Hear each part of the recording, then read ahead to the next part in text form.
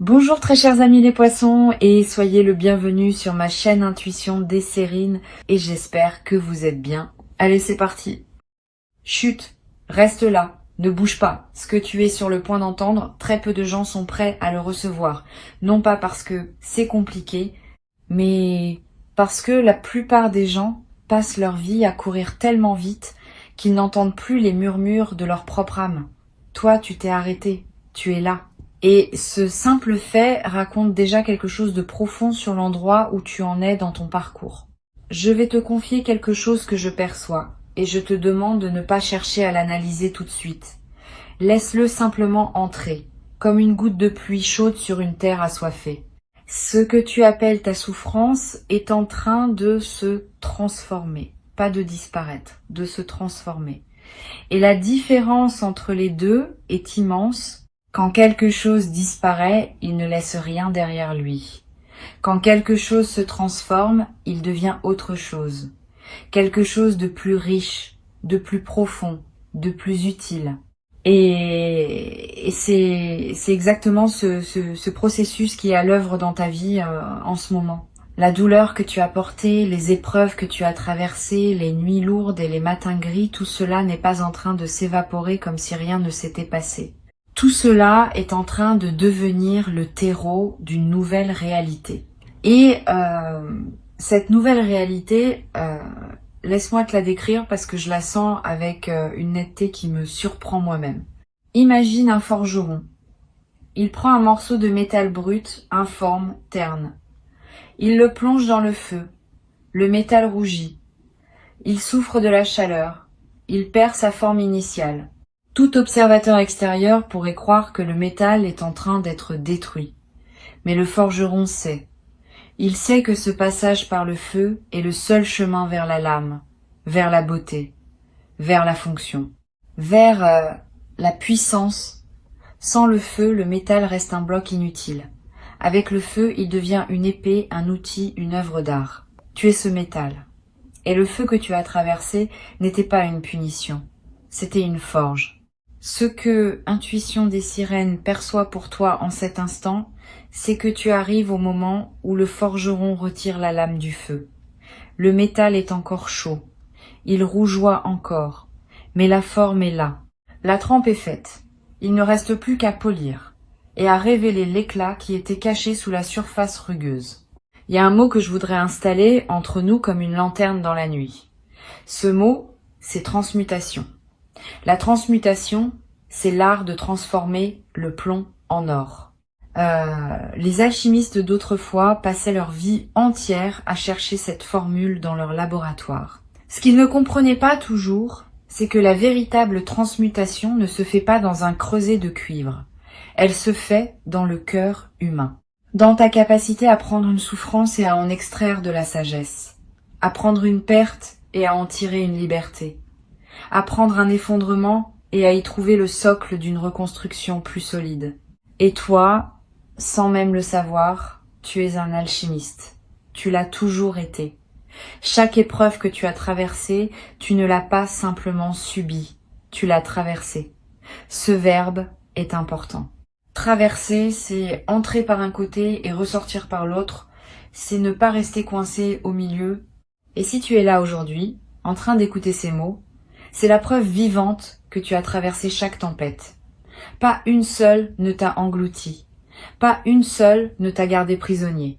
Tu es toujours ressorti.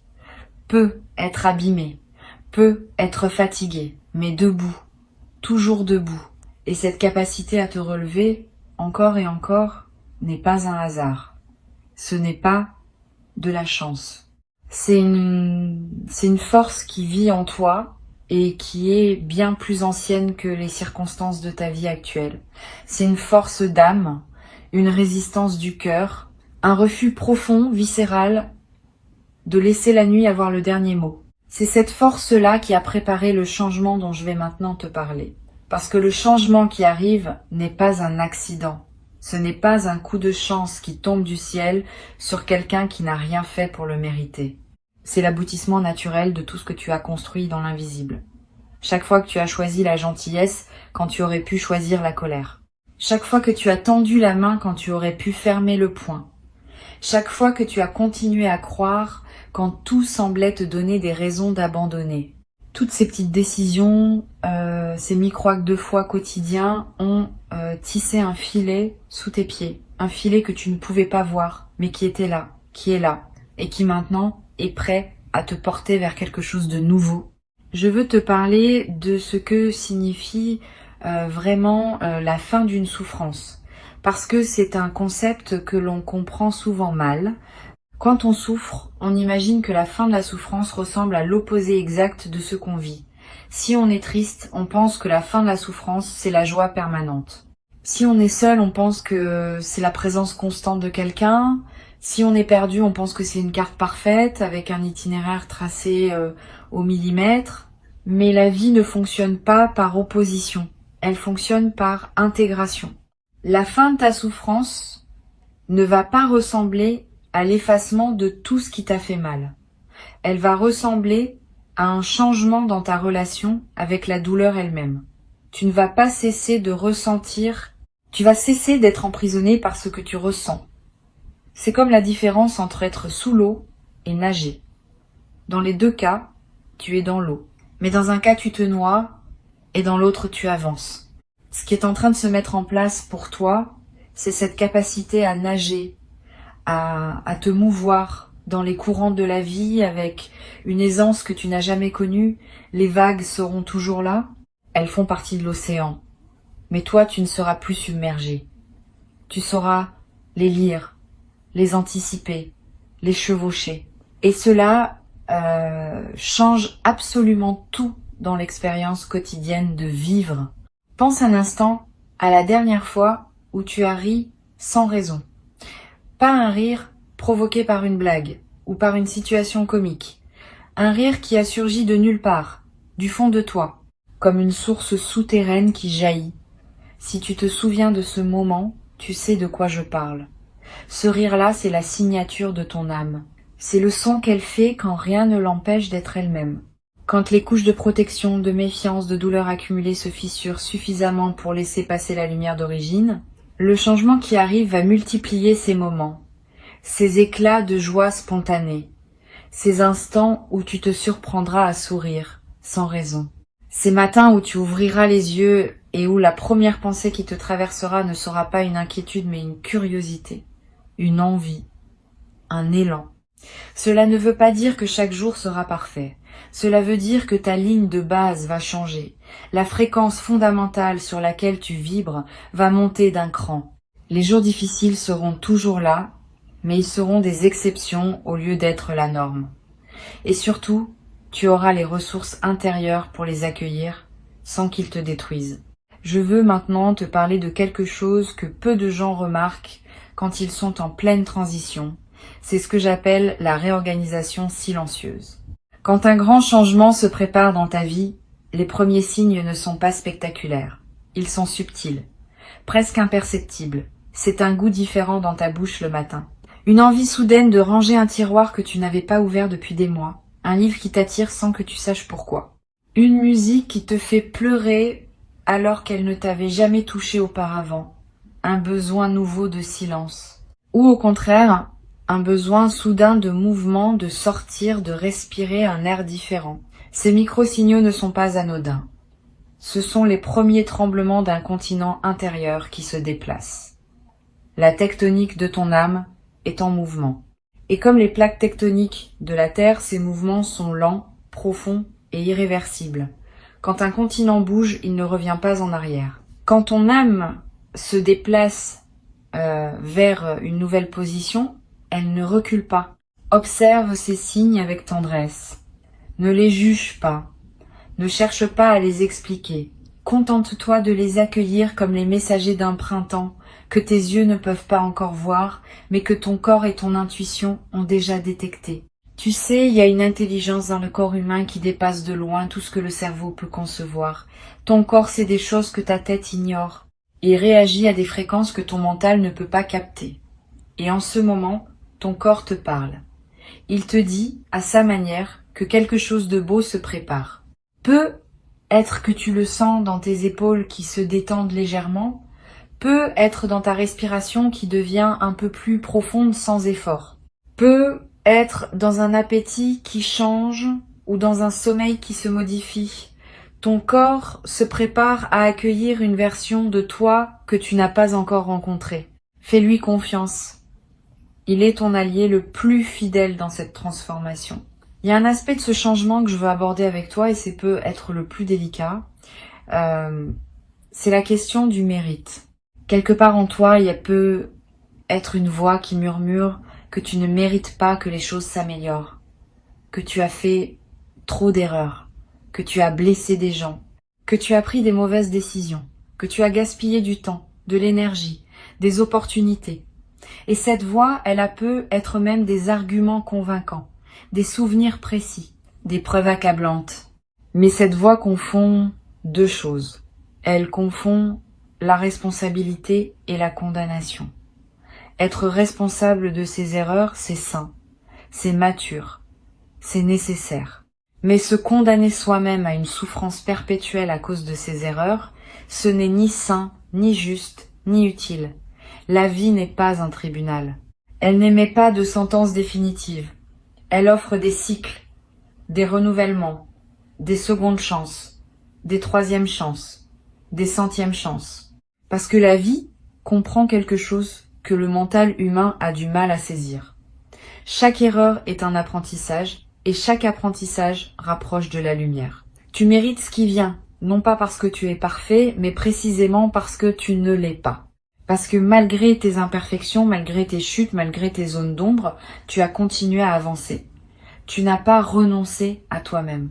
Et ce simple fait, ce refus discret de baisser les bras est la chose la plus noble et la plus courageuse qu'un être humain puisse faire. L'énergie que capte Intuition des sirènes pour toi porte en elle cette nuance essentielle. C'est pas un changement qui va te demander de devenir quelqu'un d'autre. C'est un changement qui va te permettre d'être enfin toi-même, pleinement, sans honte et sans masque. Tout ce que tu as refoulé, tout ce que tu as caché, tout ce que tu n'as pas osé montrer au monde par peur du jugement, c'est exactement cela qui constitue ton trésor. Les parties de toi que tu considères comme des faiblesses sont en réalité tes forces les plus rares. Ta sensibilité que le monde t'a peu être appris à cacher est une antenne qui capte des réalités invisibles aux autres. Ta profondeur émotionnelle qu'on t'a peu être reprochée est la raison pour laquelle tu comprends les gens mieux qu'ils ne se comprennent eux-mêmes. Ta tendance à tout ressentir intensément, que tu as peu être vécu comme un fardeau, est en réalité un don. Et ce don est sur le point de trouver sa place dans le monde, sa vraie place. Pas celle que les autres ont définie pour toi, pas celle que la société attend de toi. Ta place à toi. Celle qui a la forme exacte de ton âme. Je perçois quelque chose de très spécifique. Quand je me connecte à ton énergie, c'est comme si tu avais passé des années à essayer de t'adapter à un monde qui n'était pas calibré pour toi. Comme si tu avais essayé de jouer une partition écrite pour un autre instrument, tu as fait de ton mieux. Tu as essayé d'en tirer une mélodie acceptable. Mais au fond de toi, tu sentais que le son n'était pas juste, que quelque chose manquait, que tu n'étais pas à ta place. Ce sentiment ne venait pas d'un défaut en toi. Il venait du fait que tu jouais la mauvaise partition. Et ce qui change maintenant, c'est pas toi. C'est la partition. La vie est en train de te présenter une nouvelle musique. Une musique écrite pour ton instrument unique. Et quand tu commenceras à la jouer, tu seras stupéfait par la beauté du son qui en sortira. Un son que tu n'as jamais entendu, parce que personne d'autre ne peut le produire. Il est uniquement le tien. Sais-tu ce qui arrive à un fleuve quand il rencontre un obstacle qu'il ne peut pas contourner? Il ne se bat pas. Il ne se fracasse pas indéfiniment contre la roche. Il monte. L'eau s'accumule, gagne en profondeur, en puissance, en volume, et un jour, elle passe par-dessus, où elle trouve une fissure dans la roche que personne n'avait vue, où elle creuse patiemment millimètre par millimètre, jusqu'à se frayer un nouveau chemin. Le fleuve ne doute jamais de sa destination, il sait qu'il va vers la mer. Il ne sait pas exactement par où, mais il sait vers où. Et cette certitude paisible lui donne une force que rien ne peut arrêter. Tu portes en toi cette même certitude. Peut être qu'elle est enfouie, peut être qu'elle est recouverte de couches, de désillusions et de fatigue. Mais elle est là. Cette conviction sourde, presque animale, que ta vie va quelque part de beau. Que tout ce que tu traverses te rapproche de quelque chose qui mérite d'être vécu. Et voici un aspect de cette transformation que je trouve particulièrement fascinant. Quand une personne commence à changer de l'intérieur, son environnement met un certain temps à s'adapter. C'est comme quand tu changes de lunettes. Pendant les premières heures, le monde semble légèrement décalé. Tes yeux doivent s'ajuster. Et puis, assez vite, tout devient net. Plus net même qu'avant. Tu remarques des détails que tu n'avais jamais vus. Des couleurs plus vives, des contours plus précis. Le monde autour de toi est en train de s'ajuster à ta nouvelle vision intérieure.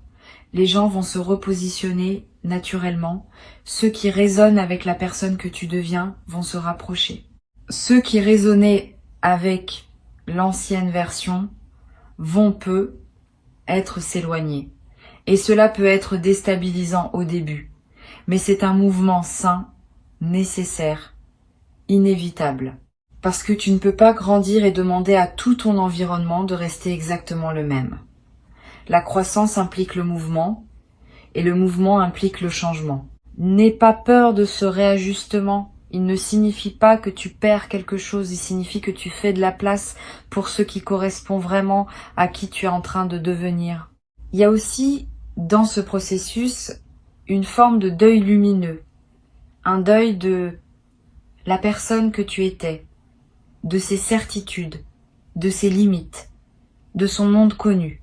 Et même si ce monde te faisait souffrir, il avait au moins le mérite d'être familier. L'inconnu fait toujours un peu peur, même quand l'inconnu promet d'être meilleur que le connu. C'est normal, c'est humain.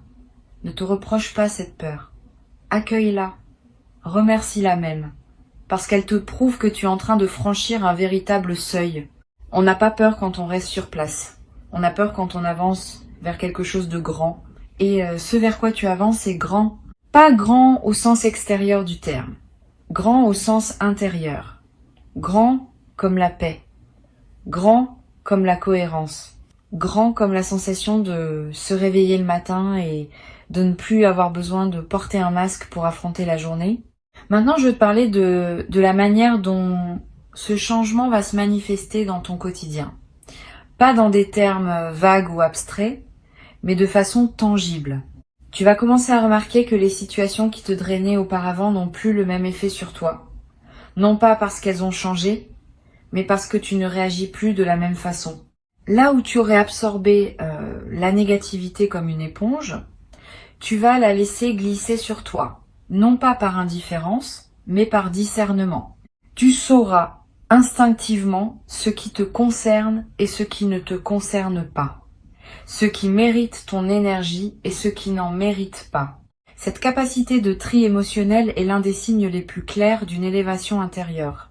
Elle ne s'enseigne pas dans les livres. Elle s'acquiert par l'expérience vécue et par la maturité de l'âme. Tu vas aussi remarquer un changement dans la qualité de tes pensées. Les pensées parasites, ces boucles mentales qui te maintenaient éveillé la nuit, vont commencer à perdre de leur emprise. Elles ne vont pas disparaître d'un coup où le mental est tenace, mais elles vont s'espacer. Et dans les espaces entre ces pensées, tu trouveras quelque chose que tu n'avais peu être plus connu depuis longtemps. Le calme. Pas le calme forcé de celui qui médite parce qu'on lui a dit que c'était bon pour lui. Le calme naturel de celui qui n'a plus besoin de fuir ses propres pensées. Le calme de celui qui est en paix avec son paysage intérieur. Ce calme va devenir ton refuge et ta force. Pas un refuge où tu te caches du monde, mais un refuge d'où tu t'élances vers le monde. Avec plus de clarté, plus de présence, plus de joie.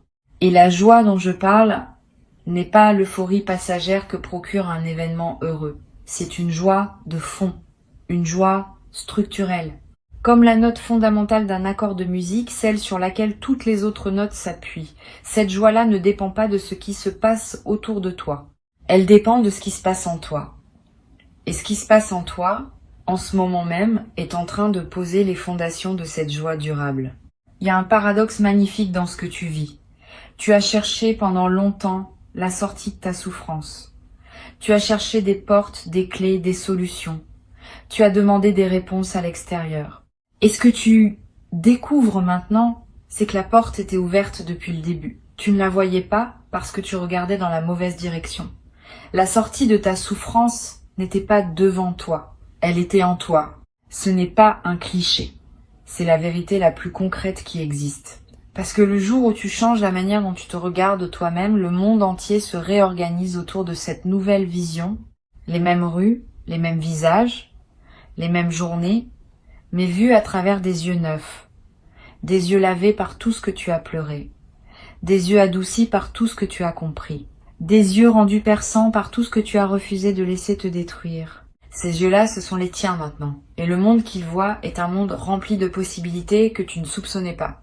Je sens que tu es en train d'arriver à un endroit de ton parcours où les pièces du puzzle commencent enfin à s'assembler. Pas tout en même temps, mais suffisamment pour que tu aperçoives le dessin. Pour que tu comprennes que ce qui te semblait chaotique avait en réalité un ordre caché. Un ordre bienveillant, un ordre qui travaillait pour toi-même quand tu pensais que tout travaillait contre toi. Il y a un mot japonais, kintsugi, qui désigne l'art de réparer la poterie brisée avec de la poudre d'or. Au lieu de cacher les fissures, on les met en lumière, on les rend précieuses. Et l'objet réparé est considéré comme plus beau que l'objet intact parce qu'il porte son histoire dans ses veines dorées. Tu es cet objet. Tes fissures ne sont pas des défauts, ce sont des lignes d'or. Et le changement qui arrive dans ta vie est précisément ce processus de dorure. Tes blessures deviennent des ornements. Tes cicatrices deviennent des preuves de ta force. Ce que tu pensais être les traces de ta destruction devient la cartographie de ta renaissance. C'est peu être la chose la plus belle que je puisse te dire aujourd'hui. Tu n'as pas été brisé pour rien. Tu as été brisé pour être reconstruit en plus beau. Et cette reconstruction n'est pas un espoir lointain. Elle est en cours. Elle se fait en toi, maintenant, à chaque instant, à chaque respiration. Et sais-tu ce que font les arbres qui ont survécu à un incendie de forêt? Leurs troncs portent les marques noires de la brûlure, leur écorce est craquelée, sombre, abîmée. Mais si tu observes attentivement, tu verras que ces arbres-là sont souvent les premiers à reverdir. Leurs racines protégées sous terre pendant que le feu faisait rage en surface, ont continué à puiser l'eau et les nutriments dont l'arbre avait besoin. Et quand le feu s'éteint, ses racines envoient une sève nouvelle, plus vigoureuse encore qu'avant, parce que le sol autour d'elle a été enrichi par les cendres. Le feu qui semblait destructeur a en réalité fertilisé la terre. Tes racines à toi sont intactes. Elles l'ont toujours été. Quoi que tu aies traversé en surface, quelle que soit l'intensité du feu qui a balayé ta vie, la partie la plus profonde de toi n'a jamais été atteinte. Et c'est de cette profondeur que monte maintenant la sève du renouveau. Tu le sens, cette énergie montante. Cette envie timide mais persistante de croire que les choses peuvent être différentes. Ce n'est pas de la naïveté, c'est de la sève. C'est la vie elle-même qui refuse de s'arrêter, qui refuse de te laisser tomber. Il y a une forme de grâce dans tout cela qui dépasse l'entendement humain. La manière dont la vie orchestre les renaissances a quelque chose de mystérieux et de profondément rassurant. Elle ne te demande pas de comprendre le mécanisme. Elle te demande simplement de lui faire confiance, de la laisser opérer en toi, de ne pas interférer avec le processus par ta peur ou ton impatience, de te laisser reconstruire avec la patience du kintsugi, veine d'or après veine d'or. La souffrance que tu as connue avait un sens que tu ne pouvais pas percevoir tant que tu étais dedans. C'est comme essayer de lire un livre en ayant le nez collé contre la page. Tu ne vois que des lettres floues, sans lien entre elles. Mais dès que tu prends du recul, les mots apparaissent. Les phrases se forment. Et l'histoire se révèle. Tu prends ce recul maintenant. Et l'histoire de ta vie commence à se lire d'une manière qui te coupe le souffle, Non pas parce qu'elle est tragique, mais parce qu'elle est belle. Parce qu'elle a une cohérence que tu ne soupçonnais pas. Parce que chaque chapitre, même les plus douloureux, a contribué à te rendre capable de vivre ce qui vient. Et ce qui vient, je te le répète, est à la mesure de ce que tu as traversé. L'univers a cette forme de justice poétique. Il ne te donne pas le bonheur que tu n'aurais pas su reconnaître. Il te le donne quand tu as assez mûri pour le voir, pour le goûter, pour le savourer pleinement, pour ne pas le gaspiller. Tu es prêt, tu es mûr, tu es à la hauteur. Et si une part de toi doute encore, si un coin de ton esprit résiste et se demande si ces mots s'appliquent vraiment à toi, je t'invite à poser ta main sur ton cœur un instant, sans son battement. Ce battement n'a jamais cessé, même dans tes pires moments. Ce battement est la preuve la plus simple et la plus irréfutable que la vie croit en toi, que la vie continue de miser sur toi, que la vie, dans sa sagesse silencieuse, te considère comme quelqu'un qui vaut la peine de battre pour. Et si la vie croit en toi, pourquoi ne croirais-tu pas en elle quand elle te dit que le meilleur est en route? Ce que tu as porté pendant si longtemps, ce poids invisible que personne ne voyait, cette fatigue qui n'était pas physique mais existentielle, ce sentiment d'être décalé par rapport au monde, tout cela est en train de s'alléger. Non pas parce que quelqu'un est venu te l'enlever des épaules, mais parce que tu as développé la force de le déposer toi-même. Et il y a un monde de différence entre les deux. Quand quelqu'un te libère, tu dépends de cette personne. Quand tu te libères toi-même, tu dépends de ta propre puissance. Et cette puissance ne peut plus jamais t'être retirée. C'est peut être la transformation la plus fondamentale de toutes, celle qui passe de la dépendance à la souveraineté, du regard tourné vers l'extérieur au regard tourné vers l'intérieur, de l'attente à l'action. Non pas une action frénétique, bruyante, épuisante, une action douce, guidée, inspirée.